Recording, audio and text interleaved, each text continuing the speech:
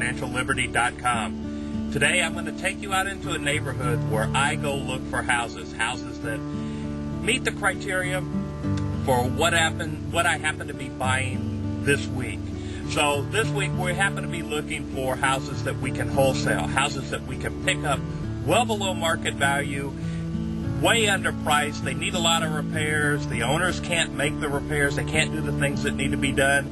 And we're going to try to pick them up cheap enough that we can turn around and sell them to another investor without ever touching the house, without ever picking up a hammer, a screwdriver, a paintbrush, anything like that, giving it over to another investor, selling the contract, and we pocket the difference.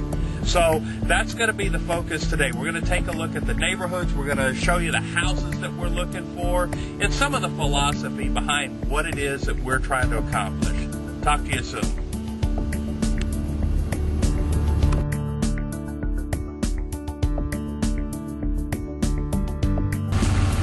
All right, now we're looking at a property that clearly needs a whole lot of work.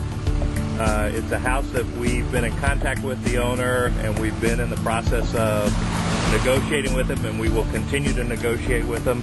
But I wanted to kind of show everybody what neighborhoods we're looking in.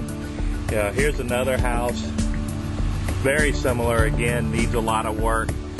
But you've also got houses in and around that are in the process of being fixed up, or they've been fixed up, or they've been maintained, and that's what you want to look for. You want to look for an area, part of town that, you've got progress taking place, and that's the important thing. See, that's a very nice looking house. It's been well maintained. So if I buy some of these houses, I know I shouldn't have a problem at all with fixing them up. One of the things that we look at when we're looking for houses and neighborhoods, we're looking at specific neighborhoods and streets, and we realize that if we put them on the market to sell them, we're not going to have that much of a problem. So, getting a zip code of where there's a high probability of foreclosures or rehabs that are needed, that's good. But bottom line is you have to actually get into the neighborhood. You have to get into the streets and find out what streets are the best likelihood. Because if you go to a zip code, one subdivision could be an area you wouldn't want to be anywhere near because there's no probability of resale, or a very low probability.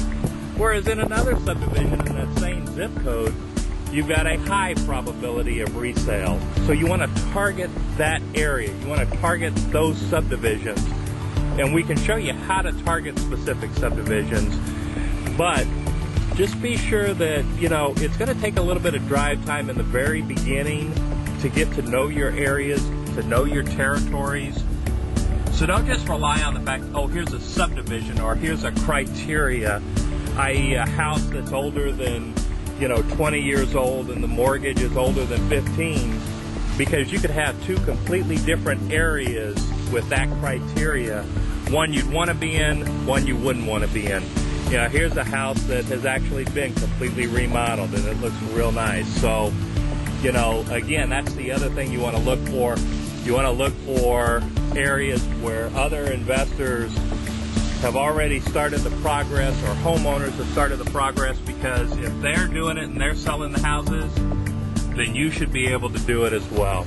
So that's the way we kind of look for the houses here. When I go driving into specific territories, then I'd go back, create a mailing list for this area, and start hitting all the houses.